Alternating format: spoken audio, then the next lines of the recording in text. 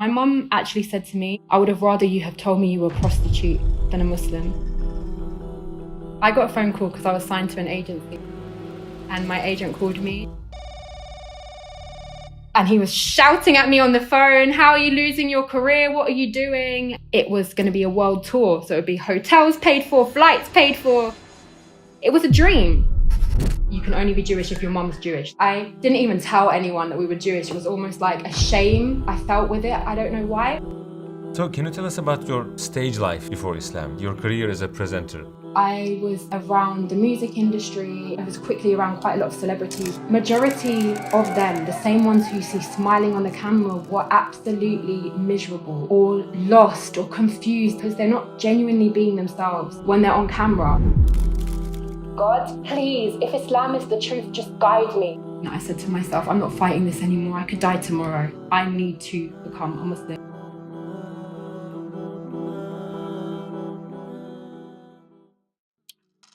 If you had just one dua that you're sure that it's going to be accepted, what would that be? My father's really, really unwell right now, so I'm just praying for his guidance, but no. My family are Jewish. My father took his shahada a few days ago before he passed away. May Allah have mercy on his soul, Ameen. Assalamu Alaikum, Sister Khalila Lister. Thank you for accepting our invitation. We are very happy to have you with us as Eternal Passenger. I want to start with, who is Khalila Lister? Can you tell us briefly about your background? Walaikum salam. I was born in northwest London. I grew up in a house where my family were all in the performing world. My great aunt, she owned and she started up a lot of the theatre companies in the UK. My cousin signed by Sony. Like, this was our life and what I was very much around. So from a very early age, I went to stage school. I was always performing. Then when I became a teenager, I rebelled. I didn't feel like I fit in anywhere, and I was probably trying to find myself, and I left home. I left school at 14 and I got in with all different kinds of people. It definitely wasn't a straight journey. It took a long time to get back here. How was your life in regards to faith? What was your beliefs? My family are Jewish. We were not religious at all. And I was really lost. Both my parents are agnostic and they didn't believe in the religion. So we grew up with pork in the house, which is completely un-Jewish. We did Christmas. We really didn't celebrate any religious festivals in the Jewish religion. So I definitely didn't feel an identity as a Jew. And in fact, I didn't even tell anyone that we were Jewish. It was almost like a shame I felt with it. I don't know why. Well, I do now looking into it, but I definitely wasn't proud of that being my heritage for a very long time. But I certainly didn't believe in the Jewish faith. And I did look into Christianity, but I couldn't understand it at all. I couldn't understand how there could be three gods, but one God. I definitely believed in one creator. And I would pray. I think I remember when things were really difficult, when a friend of mine committed suicide and other such really big things in my life, I'd always pray, but I really had no idea who I was praying to. So can you tell us about your stage life before Islam, your career as a presenter? I was around the music industry and I was quickly around quite a lot of celebrities. The more I was working in those fields, and I ended up working on places like BBC One Extra, Kiss FM. I was doing quite big presenting on radio shows and hosting for really huge celebrities. So I would go out on stages with thousands in the audience, and that was just, it was my bread and butter. I was getting paid very young. It was the glitz and the glam. But the reality of that is that it wasn't as it seemed, which I learned pretty quickly. Assalamu Alaikum, brothers and sisters. We saw that 80% of our audience, including this video, are not subscribed to our channel. As you know, we are a non-profit organization and advertisements are disabled on our videos. So the only reason we are asking for this is to spread the truth. It may seem like a small act, but inshallah, it may be a means of guidance for many people. Now let's click the subscribe button and let's walk as an eternal passenger. So you said that you spent quite some time with celebrities. As you know, they have a shiny, glamorous life from the outside. Is that really the case from the inside? And do you have any interesting stories to tell us? I think that is something that, funnily enough, led me to question my whole existence of life. Because as someone who was in the performing world, who was constantly around these people who you look at from the outside. Now, bearing in mind, in that time, we didn't have Instagram. So it was all paparazzi or interviews on TV. But you look at that and you look at them and they're doing their dream and they have the cars and the money and everything that they would want, the success in their talent. So you would think that they are on top of the world and they found external happiness. And what I would find is in the after parties, majority of them, the same ones who you see smiling on the camera, were absolutely miserable or lost or confused. If I asked them, why are you not happy? You've got everything. They would say, I don't feel like I have it. I don't feel like I'm there yet. None of them felt like they were standing in the success. They felt like they were standing next to the success and looking at it from an outward angle. And so I would think to myself, even though I was pretty young, I would always think to myself, there's got to be more life than this. How can it be that these people who we idolize on the outside, people literally scream at, are still not feeling happy? And I think I quickly concluded it's because they're not genuinely being themselves when they're on camera. They're having to be a persona. They're having to act in a way that society wants them to come across as. And so internally, they don't feel complete. I remember being at one particular after party, and I'm not going to mention names. I don't think that I would be able to, but there were very big celebrities in the hip hop industry that were really huge. If you walk down the street, people are screaming and taking pictures. And I remember walking through with them, and then they sat down and they'd finished everything. This one particular male celebrity, he almost looked like he'd given up on life. I think I was about 16 at the time, and I just remember he was screaming and telling me the devil was on top of him, and the only person that made the devil go away was me. I mean, my daughter's not that much younger than that, so I was still pretty much a child, and this is a big adult who we look at and we think is so incredible, and he's screaming and they're not in their mind. And I just remember thinking to myself, I don't want this life. You're doing this as an escapism. And that was what became very apparent, that yes, they had a talent, or yes, they had become successful, but there was still all these traumas that they hadn't healed. There was still an emptiness inside no amount of money could fix. I think that was a huge moment in my life, and it was very soon after that I really went on a deep soul-searching journey. Can I ask, what was your job? You were 16, so what were you doing with these celebrities? What was your occupation?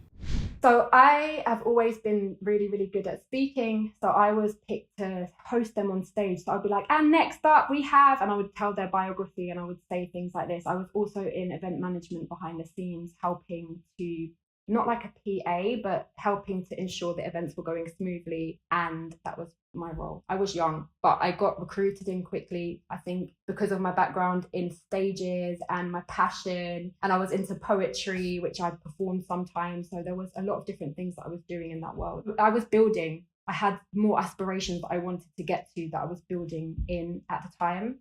What was the thing that made you question your beliefs? You said that you were impacted by this individual. And was it an event or a thought, and when was it? When I was just turning 13 and my grandfather died, and we were really, really close. And that was the first time, I would say, before this second incident, where when he died, it was horrible, because when you don't have faith and someone dies and it's the end, I just remember feeling like there was a black hole over my head, and I had no idea, where's he gone? Can he even hear me? There has to be more. Why would he just be here to die? And I think that was the first time when I was just about to turn 13 that I ever really contemplated deeply that I would like there to be more. But it was then I just was rebellious, and I left home and I was all over the place and doing my dream career. So I thought, and it was only again that it really shook me to my core when I was around these big celebrities and realizing that this is not what it means to be happy. There's something missing. And I really started to look into faith. My heart was just called to faith. But again, I did look into a lot of religions. I didn't ever consider Islam because it just felt so foreign. How did you first hear about Islam? How was your first exposure to Islam? So my best friend at the time that I was staying with in Southwest London, a lot of the time we were in a very similar field, we did the work together, she became Muslim. And I actually don't know how she became Muslim. I actually don't know the story behind what caused her to convert, but she became Muslim, and she didn't tell me I'm looking into Islam. She told me I'm a Muslim, and I was completely shocked. I could not believe it. And I thought, you're throwing your life away. Honestly, that's what I thought, because we were in that world together. I really thought that she was throwing her life away, that her career would be over, that she wouldn't be able to do anything. But then I started to see how much she changed. So what was the thing that really compelled you to consider Islam? What was the thing that made you this understanding and belief, this might be the right religion for me?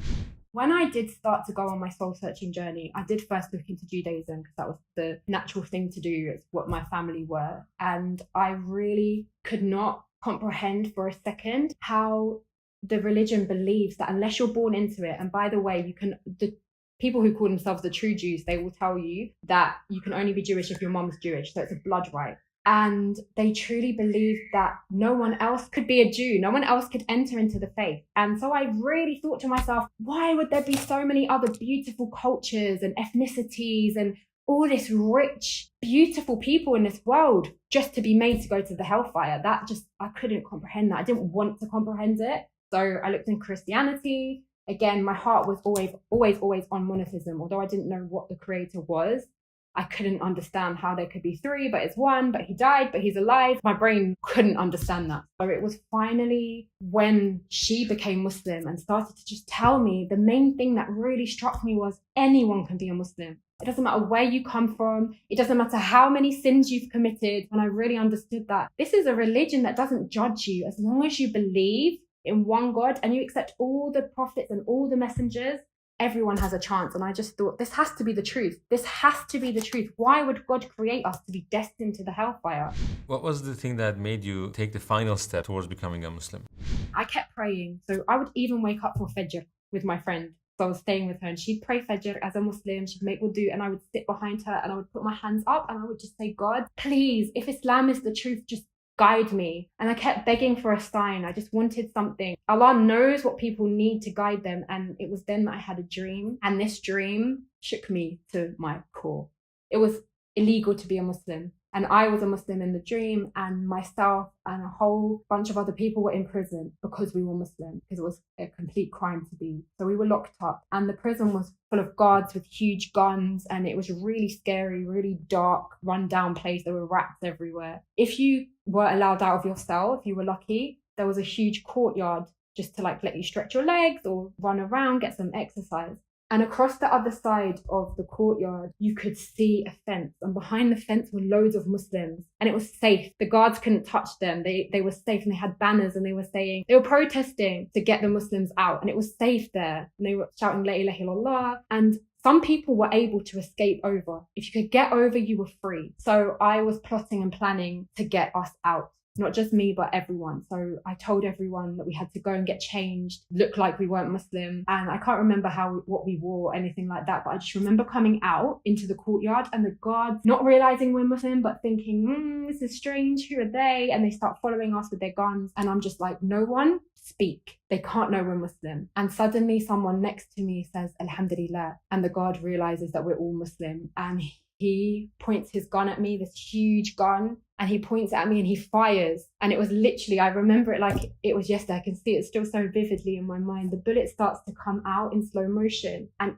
it's then I realize Allah can save me. Why am I fearing a human when it's Allah, when it's God who has the power to do anything? So I put my fear aside and I put my trust in God and I start saying, Allahu Akbar. Everyone around me starts to shout Allahu Akbar, and the bullet reverses and it goes back towards the guard. The part that got me the most is it was in that moment that a breeze, like a light, gentle breeze came and it picked us all up, all of the Muslims, and it lifted us up and took us over the fence. When I woke up and I told my friend about this dream, she started to cry and I said, what? She said, bearing in mind, I hadn't really read the Quran. I hadn't read anything. I didn't really know any hadith. I didn't have a lot of knowledge. I just knew that I loved Islam. And she said to me, at the end of time, there will be a breeze that will come and save the souls and lift the souls of the Muslims. I was like, this is the truth.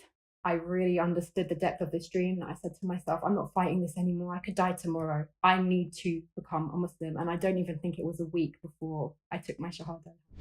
How did you take your Shahada? Did you go to a mosque? How did that happen and how did you feel? I went to Baker Street Station and I got off the train and I went through the ticket barriers, and I remember these three sisters standing there with big flowers, and they had my first ever headscarf. They helped me put on a headscarf and they walked me down to Regent's Park Mosque, Baker Street Masjid, which is the big, beautiful mosque in central London. And I went downstairs into the Imam's office and he told me to repeat after him, and that's when I took my Shahada. I felt like I was born again. I felt like every sin, every experience was just lifted away and I had a fresh sheet. I felt scared because I didn't know how I was going to continue, what I was going to do, where I was going to go, how my family would take it. And I also felt scared because the Imam asked me the 6 pillars of Iman when I took my Shahada, and I had no idea what that was. So I felt like, oh my God, I can't be a Muslim. But he explained to me something that has stuck with me since that day, which is 17 years ago. And he said, even if you put your finger in the ocean, the knowledge on that drip is nothing compared to the whole ocean of knowledge that you'll need to learn for the rest of your life. You can never stop learning. It's always going to be a journey of learning. We know nothing. Allah's knowledge is so vast. How did your family and the people around you react to your conversion to Islam? That my sister, who was 14 at the time, 1 month after I took my shahada, she took hers. MashaAllah, tabarakallah. So I actually gave her a book called The Illustrated Guide to Islam, which explains the science behind Islam. I'm more of an emotional soul and she's more of a logical one. That really helped her to understand that these miracles were there before science. So she took her shahada, but she was very young. So I had to tell my mom that I was Muslim. My mom actually said to me, she cried so much, and she said to me, I would have rather you have told me you were a prostitute than a Muslim. And I couldn't believe that she would have this view on Islam. Obviously, the reality is that my family still hold on to that, the larger family. So a lot of them, me being a Muslim is a huge shock. But for my actual family, we didn't grow up with a strong sense of faith. After your shahada, you received a job offer from the owner of $1 million record company. What was your answer and what influenced that decision? Yeah, I got a phone call because I was signed to an agency, and my agent called me and he said, "You've made it." I said, "I've made what?" He said, "You've done it. You've got the job. The long hours in the studio, the rehearsing, they've selected you." And I mean, there were hundreds of people who'd applied for this job and I was chosen, and it was going to be to tour and host this huge celebrity and to go on before and after his performance and really hype up the crowd and talk to the crowd. And I'd be able to speak some poetry that I did. And it was going to be a world tour. So it would be hotels paid for, flights paid for. It was a dream. I was so excited and I couldn't believe it. And then suddenly I remembered, Alhamdulillah, I'm a Muslim. Yeah, I said to him, I can't do it. And he was shouting at me on the phone, "How are you losing your career? What are you doing?" And I just knew I couldn't. But I really had no idea at the time how I could continue using my voice as a Muslim. So I really stopped everything from that day for a very long time before I understood how I could start speaking up again. But this time, Alhamdulillah, as a Muslim woman. So there was a gap in your career that after you became Muslim, it was a pause. I think it was about 14 years before I understood that there are ways of speaking and using your voice powerfully in a positive way, which is how I landed up going on to dream stages like TEDx and other such amazing platforms, alhamdulillah. As a fully covered woman, I went and I studied with some of the greatest public speakers in the world. So you gave a speech at TEDx. Have you experienced any challenges as a TEDx speaker with niqab? Have people ask you interesting questions or react to you in a different way before, during, or after your talk because of that? So my TEDx was with a white male, non-Muslim, in Santa Barbara, California. And he said to me, "I've never had the opportunity to have a conversation with a Muslim woman before." So I don't think the area that he was in was very multicultural. At least there weren't many Muslims. So this was the first opportunity for him. And that TEDx that I spoke on, that I was at, it was an interview with him. There was also a producer who worked in Hollywood and a lot of high to-dos in this industry. And I think they came in with some preconceptions towards Islam because he asked me, "How do your community feel about you speaking? How do they feel about you coming on here?" And he was really shocked when I told him that Khadija was an entrepreneur. She was a businesswoman and we look up to her and we love her. And it was amazing. She was a strong woman. And he was just he let out an almost shocked laugh because he was so in shock that we had this woman married to our prophet who was a businesswoman. And I have encountered that with a lot of people who've heard my TEDx and messaged me and said, "This has really changed my perception." And to be able to be on a platform that has over 1 billion viewers and to be able to bring forth a topic that is so needed, cultural misconceptions, was such an amazing moment. And to know that Allah always replaces what you give up for his sake with better. And for me, this was a moment that just proved that to me, that when I gave up speaking, that celebrity, may Allah accept it, I was given something so much better. People who are not sure about converting to Islam might have a concern. They might say, if I revert, then I will lose all my joys in life. So let me ask you, has your life become boring after Islam?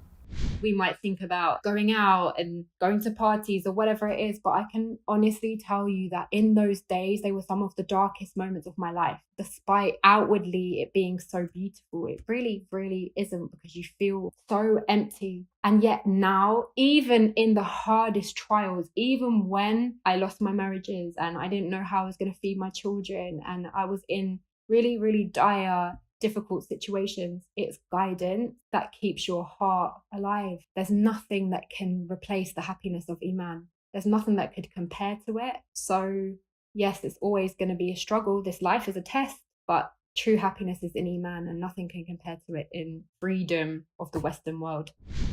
Share us a moment that you felt really you had this strong connection with Allah when you prayed, in those difficult times. When you're a single mom, it's really, really scary. You have the idea that you'll never be able to get anywhere as a covered woman. You have this perception that a broken home means broken children. And I would cry to Allah because I knew that I had to get out of those marriages and bi'idhnillah for Allah's sake. And I would pray to Allah to give me strength and to bless my children. If you had just one dua that you're sure that is going to be accepted, what would that be? My father's really, really unwell right now, so I'm just praying for his guidance, but no. And to me and my family and my loved ones into Jannah. I mean, that's it. I don't want to make dua for this life. This life is but a test, it's short. My dua would be, especially with what I'm going through with my father, and I really understand it now, how much we just want to meet our loved ones in paradise. This is Khalila Lister. Thank you so much for your answers, and we learned a lot from your life. I mean, Jazakallah khair so much for having me on this channel and all your amazing work that you do to put forward a needed message in times where it's not heard enough.